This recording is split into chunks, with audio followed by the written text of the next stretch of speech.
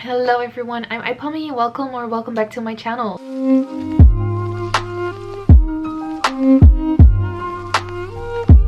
Today we really need to chat about some of my favorite games that I've played this year, and I had to make some choices. I have definitely played a lot of really fun games, but I tried and make a top 5. Try to also look at different genres that I've played so I can sort of like name my favorite game that I've played this year from this type of genre on this console or platform or whatever. So if you are new to my channel, then welcome. We talk a lot about games in general here with a focus on cozy games. That's what I play a lot, but I do also love to play MMORPGs, jrpgs, and I want to get more into those, and I also really want to get more into visual novels. So there's like a mix of those types of games that I talk about on this channel. So if you like that, then feel free to subscribe. I will also be returning to Twitch streams, which I'm so excited for, and I will actually be streaming for the first time again in months tomorrow. It's Sunday the 11th of December already. I can't believe we're already in December. So if you want to catch that stream, then my Twitch is also linked in my description box down below. But before we dive into my favorite games of this year, I do really want to show you guys some cute new accessories that I got for my Nintendo Switch.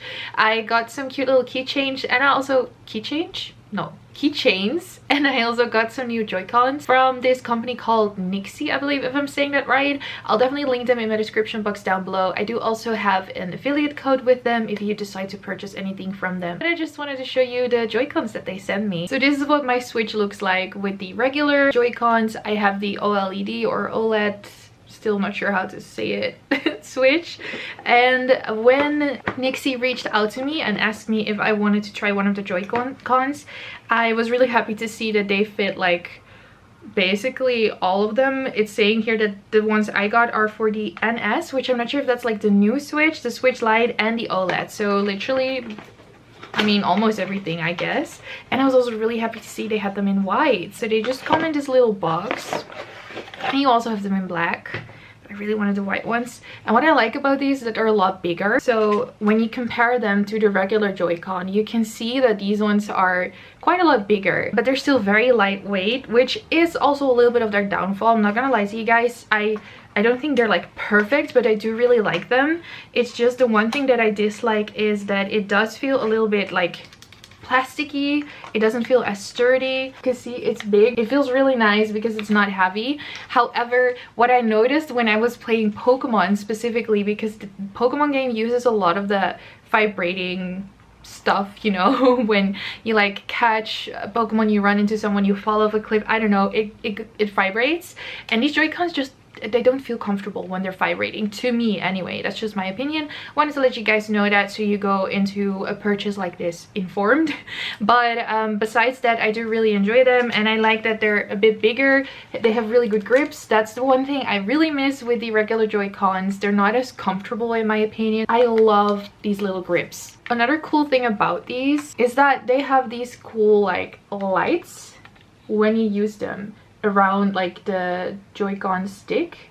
I don't know if that's the right word, which I think is really cool. So I just wanted to show you guys that, and then as like a little bonus, I just wanted to show you what I did, because of course I needed to make my Nintendo Switch look cute. And so I got these keychains. So you guys know, if you watched my previous like Nintendo Switch accessories video, you guys will know, let's not focus on me, let's focus on this. Okay, you guys will know that I have bought Maple, but the keychain broke down, so I got a Nurse Chansey from Pokemon. Isn't she so cute? And I just put them together on my Switch now. I love it. Just wanted to show you guys that. Okay, now it's time to get into the video. So the first game that I want to talk about is a game that I personally play on my Steam Deck, and I really love playing it on there because I get to play it handheld, but it is also available on a Nintendo Switch, and of course on PC, on Steam. I believe it's also on Xbox. Like, I think it's on every platform, and it's Disney Dreamlight Valley. I just had to mention it because I have like 100 hours into it right now, and I haven't like even, I feel like I haven't even played it that much, but apparently I have. It is just such a fun and slightly addicting game, I would say. And if you don't know already, it's kind of like this farming life sim kind of RPG, but it has a bit more of a focus on quests as compared to maybe games like Stardew Valley or Animal Crossing, which it definitely takes its inspiration from. It has the very great gimmick, of course, of being Disney themed. So if you really like Disney, then I'm sure you'll love this game if you're a Disney fan. But even if you're not, you've just enjoyed it as a child or you're just okay with it, this is still such a fun game. Like, just ignoring the whole Disney aspects, the gameplay itself and just the game loop, core gameplay is still so much fun. And what I also really appreciate about this game is that it's still in early access, but it's definitely a very good game already. I have never really encountered any issues because I play on Steam Deck. I think that also really helps. And the developers are definitely really asking for community input. They are using this early access period to really optimize their game, see what their player base wants, and implement that. Like, every update they have implemented so many things that the community has actively asked for, and I just really appreciate that they do that. They really listen to their player base and try to optimize this game, which I just really like for these type of games that are probably going to implement some sort of gacha system, some sort of like microtransaction system once it's actually out of early access, or maybe even in early access still, that at least you get continuous updates, continuous quality of life improvements. At the very least, I would expect that in return, you know, for something that you don't just pay once and then you're done. Same with Genshin Impact, for example. So yeah, I really love this game and I'm excited to see what the future will hold for this one, what the future updates will look like, and to just see this game develop and expand. I'm very excited. Next, we're going back to a completely different type of game, an MMORPG that I discovered for the first time this year, and it's Final Fantasy XIV Online, the critically acclaimed MMORPG with a free trial of up to level 60, and it comes with the first 2 expansions up to Heavensward. You know the meme. If you know the meme, then you know the meme. Anyway, this is so fun. I used to play World of Warcraft a lot when I was younger, and I still kind of want to get into it, but it just takes so much time that I've been hesitant. So I knew I would kind of like MMORPGs, but what I really love about Final Fantasy XIV Online is the art style itself. I love that you can be a cat girl. That's amazing. I love the look of the characters, but its strongest point is definitely, in my opinion, the story. The story is just so great in this game, and it takes a little while to get into maybe, but like, there's so many plot twists happening, so many wild things happening. You get so invested in all of these side characters, and I also really like that we are not really like, we are the main character, definitely we are like kind of the chosen one, but the story is so much more than that, and we really have so many other really cool characters in this story. It's not just us and like some sort of glorification of us saving the world time and time again. So that's just really great, and I am the source. I will talk about this for another game in this video too.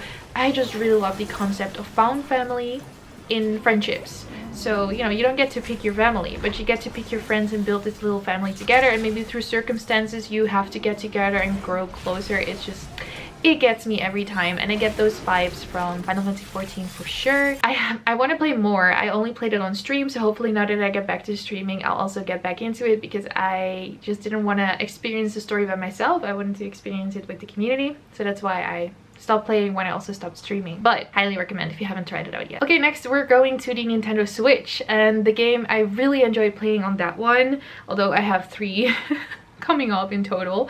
One of the games that I really enjoyed playing on that one was Atelier Sophie. So this is in the Atelier series. I know you Americans say Atelier, but that goes so against everything I've learned. I'm Dutch and we borrow this word from the French, so we say Atelier.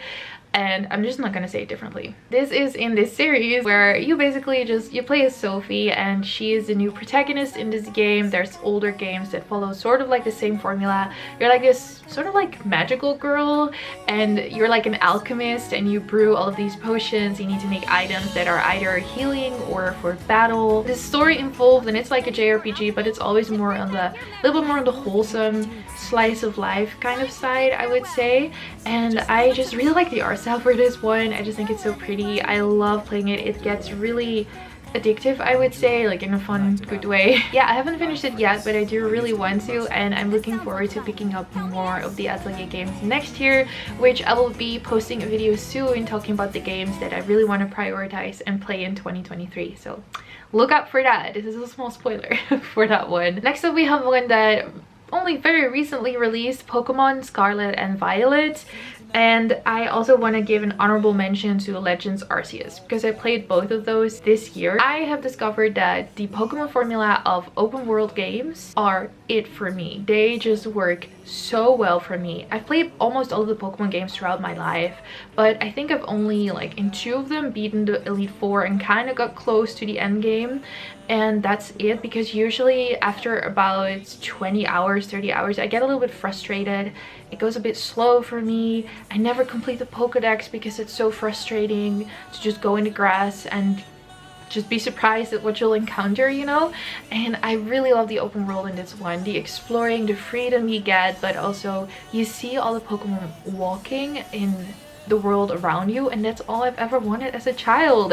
I don't know if I've ever told you guys this, but we have this tradition in the Netherlands. It's kind of like Santa Claus, and when I was 4 years old, I had this Santa in a mall come up to me and he asked me what I wanted for this holiday that we have that's close to Christmas, and I said I wanted an Eevee, like a real life Eevee, not a plushie. I specified I wanted an actual Eevee because I saw it on TV and I wanted one, and yeah, never got it. So this is the closest I've gotten to feeling like I actually am there hanging out with my Pokemon, which is just amazing. So this game definitely has its faults. It's not perfect. It has quite a lot of bugs, glitches. Some of them do influence gameplay, which is the most annoying thing for me. Visual bugs, I'm just like, okay, you know, this shouldn't really happen, but I can look over it. I'm really enjoying the game, but when they impact gameplay, then it gets a little annoying. But it's definitely not perfect, but still I loved it so much, and I have like 80 hours into it, so I think that says something, you know? Yeah, I couldn't put it down for days at a time, so even despite its faults, it's still one of my favorite games I've played this year. And the last game that I want to talk about is a different category. Again, I played it on Nintendo Switch, and it's an otome game, so it's a bit more niche, I think. But if you don't know what otomes are, they're basically like visual novels but with romantic elements. So a visual novel is just literally like a visual novel. It's like a novel style, but you see the characters, you sort of get to interact maybe a little bit, you can see the environment, and it's mainly focused on the story and the character development and all of that stuff. And so otomes are like dating sims, basically dating simulations. So there's always a couple of usually guys, but it can also be the other way around, of course, depends on the main character, the setting and everything else. And you have different routes that you can take depending on the love interest that you choose. I really like playing Bustafellows. Bustafellows is so much fun. I'm still not completely finished, but I've put like 30 hours into it and I'm getting close. I think I have like 1 or 2 routes left. It's so much fun. Oh my god, if you're looking for an otome that's funny, it has the found family kind of trope, you know, you have this group of close friends that really would do anything for each other. They banter with each other a lot, they make fun of each other, but in the end they really care about each other. This is the one for you. I really like almost all of the love interests. I like the art style a lot. I love the main character. She's so spunky. She has this really cool special skill where she can travel back in time. I love the setting. It's in New York kind of, but it's called New Sieg or something, but it's basically New York. So that's really fun, and I would just recommend. It's fast-paced, it's entertaining, it grips you, and I'm still thinking about it a lot, and I can't wait to continue playing it. So I think that's saying something. なんか燃えるな。謎の裏組織って感じで。そんな彼らに出会った一人の少女、ペウダ。 So yeah, that is it for my top 5 and 1 honorable mention for the favorite games that I've played in 2022. I still cannot believe we're in 2022 and we're getting to 2023. It's unbelievable to me. But yeah, let me know, what games have you played this year that you really liked? I would love to know. I wish I could talk about even more. Maybe I'll make a follow-up video with some more honorable mentions, but this is it for now from me. If you like this video, don't forget to subscribe if you want to. All of my social media is linked in my description box down below, as well as my Discord server, which you are so free to join. And I will see you in my next video. Thank you so much for watching. Bye bye.